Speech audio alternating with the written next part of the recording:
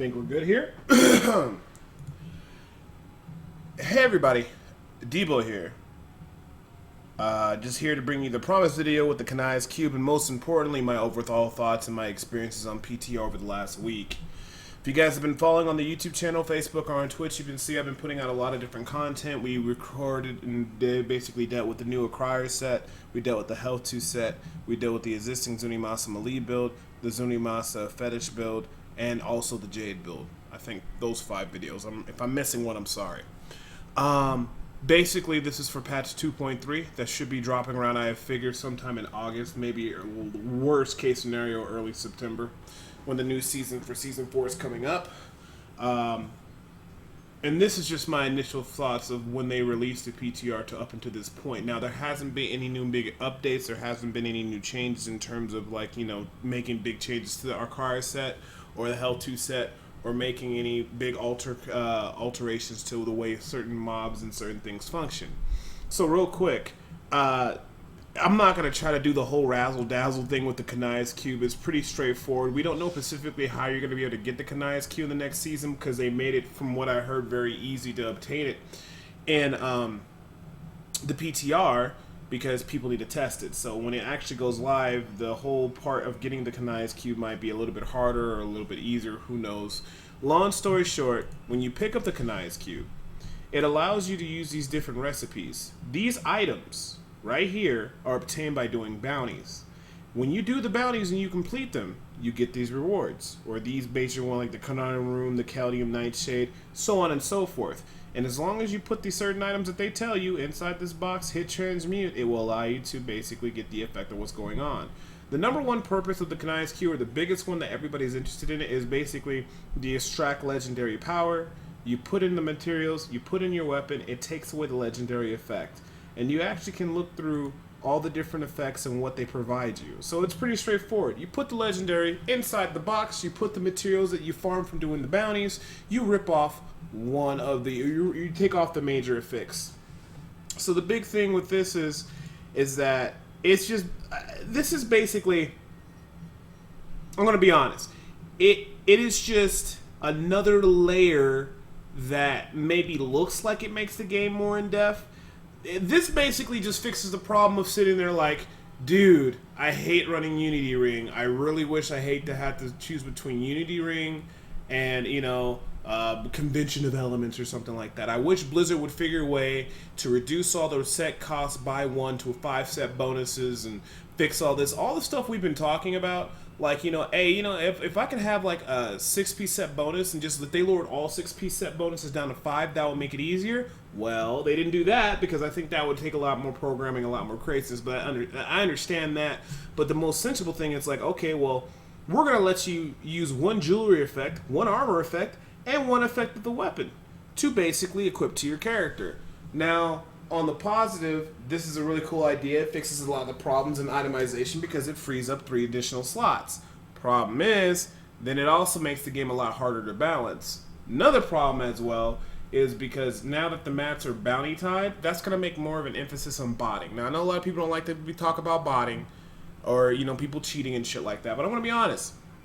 If I was in Seasons and with some of the recipes that they have, I would just bot if I wanted to do that. Now, I don't do that because it defeats the whole purpose of the game, but they're going to actually have to start monitoring that because now it's going to get to the point where people will bot on T6 or whatever they're doing just to do bounties so they can get their items, so they can keep crafting, because there's a lot of different recipes, especially the ones like, you know, reforge a legendary, upgrade rare item. There's a lot of ways and a lot of crafting recipes where if you just basically had the endless supply of those materials, you can just basically craft and do whatever the hell you want and make the perfect set of gear. So I would like to see what Blizzard's going to do with the people who are going to find some way basically just to bot their items and put it in there. Now, a lot of people say, oh, it doesn't affect me, who cares? Well, my whole point is, if it doesn't affect you and you don't care, that's fine, but it does affect other people. But long story short is that if you don't deal with botting and people cheating, it basically compromises the integrity of the game, and new people coming into the game don't want to play something. Some might actually feel they have to bot themselves, and some people might not. But it basically overall compromises the integrity of the game and makes it so that people don't want to play in general, because they'll just be like, oh, Diablo 3, they don't even deal with the hackers and the botters and stuff. Who cares? So, you know, a lot of people try to say it doesn't affect you. It does affect everybody. Because if this game doesn't have anything that has a good reputation or has a solid, resume of saying, oh, well, this game is always basically the developers handle the people who cheat and ruin the game and hack the game and, diminish the quality of the experience of, like, competition, because they did put that in the game. It's just going to make it to the point where people just don't care about playing the game in the first place, because when a new season comes out, people are going to say, oh, well, there's a new exploit. Oh, well, there's a new bot. There's bots out. There's third-party programs. I'd rather go play PoE or Marvel Superheroes or, in the future, Lost Ark, because at least I know when I'm playing the game, my stuff that I'm working hard for isn't diminished by other players who just cheat the system, because, let's be honest, in a competitive atmosphere, it just ruins the game. So that's all I got to say about that. I like the cube, smart development implementation. I like the fact that you can get one weapon, one armor, one ring attached to your character. Things I do not like is the crafting mats from the bounties. They should have tied the mats maybe with the greater rift system or something like that. Maybe the higher you go, the more crafting mats you get there, because it's kind of hard to buy it or cheat up the system. But I'm calling it right now. The botting for this will be crazy. I'm not trying to be a negative Nancy. I'm just being honest. Me, Debo, I keep it real. So other than that, it's cool. I like it. They need to do checks and boundaries to make sure people don't exploit that system. But, I mean, it's going to be a pretty cool thing because it opens up a lot of build diversity and build potential. So that's all fine and dandy. The only other thing I've also noticed was the changes to the Greater Rift, how once you get to a certain level, you can just basically spam it over and over again. And the only thing it costs you is one Greater Rift shard. And then I do believe all regular rifts are for free. And stuff like that. So, in general, I like those changes. Because basically, people still have to do bounties for the new crafting material. And also, you don't actually have to have a group to farm higher level keys, because you can just smash your face against one level over and over again until you beat it. So, actually, that does make things a little bit easier between groups and non-groups and stuff like that. You don't need a group to farm keys anymore and get a certain level. I like that change. That was very smart of Blizzard. I still would like people to start at level 1 and build up from there, but that's just me. But overall, this is a nice compromise. That's fantastic. I like that. Nothing wrong with that. But those were the really big things. The Kenai Askew and how they redid the Greater Rift system and got rid of the trial keys, so you don't have to do that. They should have never put trial keys in the get-go, but hey, that's okay. We got some new items coming out for the seasonal, so I look forward to that so I can test those items out. Also, outside of that, I'm just waiting for the changes for the Helltooth and the Arkara set so we can see how that's going to go. Hopefully they do some changes to the Jade set as well while they're at it. And they look into reflect mobs, because reflect mobs are quite terrible right now. I mean, that's pretty much about it. I'm looking forward to when they drop the PTR buffs so that the queues are not as long, but then again, it's not that bad because it's starting to fade down a little bit. People getting tired. I think they got all the items that they wanted. And, I mean, that's pretty much about it. One thing somebody suggested, since they actually have the Kenai Askew, is to do the same thing with the legendary gems, and I think that might actually be a very smart idea, where you can have your gems account-wide leveled up, and that just makes a lot of sense. Oh, also, Greater Rift system. If you fail a Greater Rift, you cannot upgrade your gems. I think that's a great idea. Blizzard realized that that was the actual big problem of everything that was going on, because basically what players were doing is that they would make keys way above the level that they could actually complete, maybe like, let's say, up to like level 80 or like level 75, and they would take an hour to beat it. They didn't care because they would get legendary gem upgrades. If your gem level is level 60 and the highest in the game you can get to is a greater of, let's say, 65, and you can make 75 rifts or 80 rifts, you just can't beat them in time. Who cares? You just make the level 80 rift, you take your time, an hour and a half, or hour or 30 minutes, you beat the rift, and you get your 3 legendary gem upgrades at 100% because you're 10 levels over. That's what people were doing. Like, just because you have a level 80 something gem, it doesn't make any sense that if the gems are tied to a greater rift rank you could do, if the highest rank you could do is 50, then your gems should be around anywhere between 50 to 55 at the most, right? Especially if you're just spamming them trying to get that one level upgrade. The thing I don't understand is they should probably just cap the legendary gems to make things a lot more sensible. I wouldn't let them go beyond a certain point, just like they did with Gugaka Swiftness and the gold one. But the big problem here is that since people were abusing that and getting their gems way high level, and they were over doing the higher level greater rifts that they couldn't beat, upgrading their gems, they made it so now if you don't beat it in time, you don't get to upgrade it, which, like I said, fantastic idea by Blizzard.